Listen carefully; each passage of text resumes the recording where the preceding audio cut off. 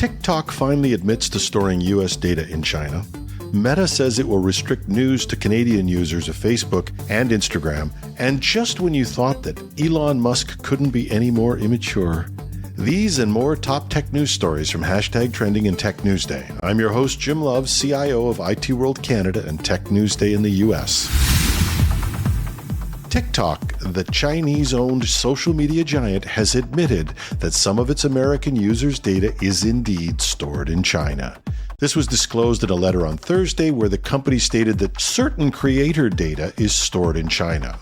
This term, creator data, refers to users who have a commercial relationship with TikTok, such as influencers who create paid content for the platform. The company clarified that contracts and related documents of these creators, including sensitive information like tax forms and social security numbers, are actually held outside the U.S. However, a TikTok spokesperson assured TikTok has not been asked for this data by the Chinese government or the Chinese Communist Party. TikTok has not provided such data to the Chinese government or CCP, nor would TikTok do so. Pinky swear. This disclosure has intensified concerns over national security, with U.S. Senators Marsha Blackburn and Richard Blumenthal expressing their worry about American data being within the reach of the Chinese government. They stated, TikTok's response makes it crystal clear that Americans' data is still being exposed to Beijing's draconian and pervasive spying regimes. Earlier this year, TikTok was banned from British government officials' devices due to similar concerns. The company has repeatedly denied any collaboration with Beijing and has even launched a lawsuit to stop the U.S. state of Montana from banning the app, claiming it infringes on Americans' freedom of speech. Google has announced a $20 million investment to establish and expand 20 cybersecurity clinics at universities across the United States. These clinics, similar to law school clinics, provide cyber assistance to local organizations that lack resources, while simultaneously training a new generation of cybersecurity professionals. Google CEO Sundar Pichai, speaking at an event in D.C., stated, "At Google, we feel a deep sense of responsibility to help people find good-paying jobs in technology. We also want to ensure that as a nation, we have a strong cybersecurity workforce to help us stay ahead of new, evolving threats."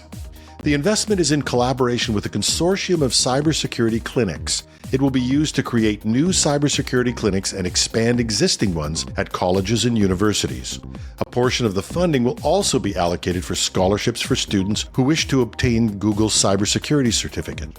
Applications for the funding will open in October, with funds to be awarded in March. Selected organizations could receive up to $1 million. Cybersecurity clinics offer students hands-on experience in the field, and students enrolled in a class tied to the clinic learn basic cybersecurity skills and partner with local organizations to develop new cybersecurity strategies. The initiative is part of Google's 2021 promise to invest $10 billion over 5 years to strengthen cybersecurity across the industry and to train 100,000 Americans in data privacy and security through its career certificate program. Amazon Web Services is investing $100 million to establish what they're calling AWS Generative AI Innovation Center. This initiative aims to assist customers in developing and deploying new types of artificial intelligence products. The center will connect customers with AWS experts in AI and machine learning, helping clients across various sectors, including healthcare, financial services, and manufacturing, to build customized applications using this new technology. HighSpot Inc. and Twilio Inc., companies that offer sales and marketing software, will be among the early users of the Innovation Center.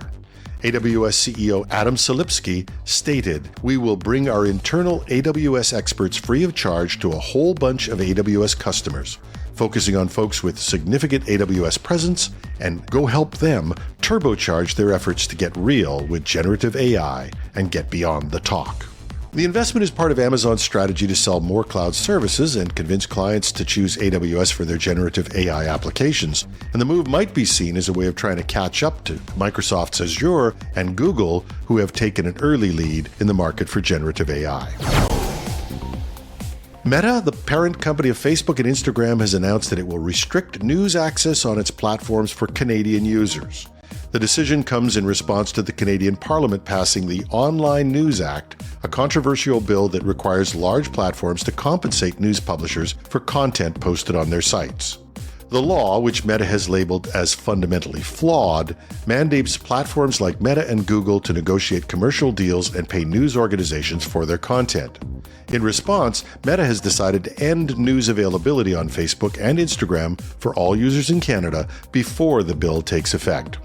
The company stated, "A legislative framework that compels us to pay for links or content that we do not post, for which we are not the reason, and which are not the reason the vast majority of people use our platforms, is neither sustainable nor workable." The Canadian government argues that the Online News Act is necessary to enhance fairness in the Canadian digital news market and allow struggling news organizations to secure fair compensation for news and links shared on the platforms. The Independent Parliament Budget Watchdog has estimated that news businesses could receive about $329 million Canadian per year from digital platforms, although there has to be a question about how much would really be collectible if these platforms simply stop showing any Canadian news. The move by Meta is either a new, tougher stand or will turn out like a similar situation in Australia in 2021, where Facebook blocked users from sharing or viewing news in response to a similar law, only to restore news content after negotiations with the government. The Australian government has proposed new legislation that could impose hefty fines on online platforms spreading misinformation.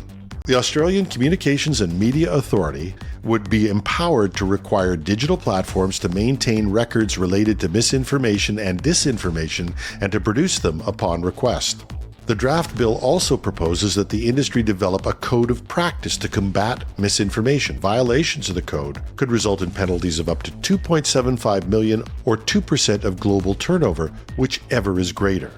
Furthermore, the agency could create and enforce its own industry standard, with breaches potentially costing companies up to $6.8 million or 5% of their global turnover.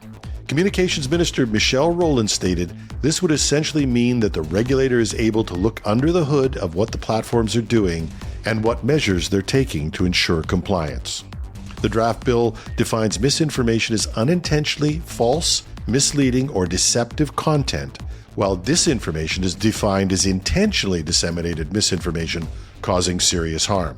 The proposed legislation aims to keep Australians safe rather than stifling freedom of speech, according to Rowland. The proposed legislation, now in the public consultation stage, would apply to social media platforms, news aggregators, and even podcasts. The consultation period will close on August 6th. Last week, Elon Musk proposed a cage match with Mark Zuckerberg, and Zuckerberg apparently agreed. And before you think that Elon has finally met his match because Zuckerberg is now winning medals at jiu-jitsu tournaments and training with top UFC fighters, you have to see Zuckerberg beside one of these UFC fighters. Hashtag snap him like a twig.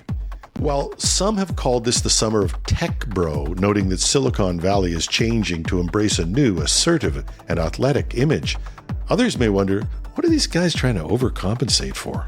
And a note to Zuckerberg, don't, whatever you do, challenge Justin Trudeau to a cage match.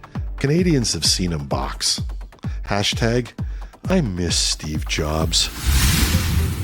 That's the top tech news stories for today. Links to all the stories can be found in the text version of this podcast at itworldcanada.com/podcasts.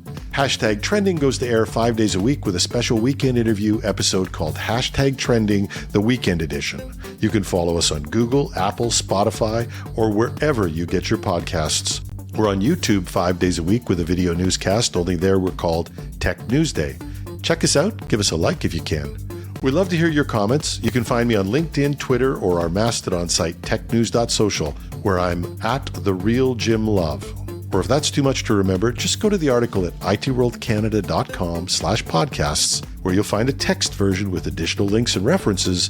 You can click on the X or the check mark and tell us what you think. And we read every one and respond to them all. So even if you come out swinging, we won't do a rope-a-dope. We'll just use what you say to make a better podcast. And when they ring the bell, have a marvelous Monday. Ding!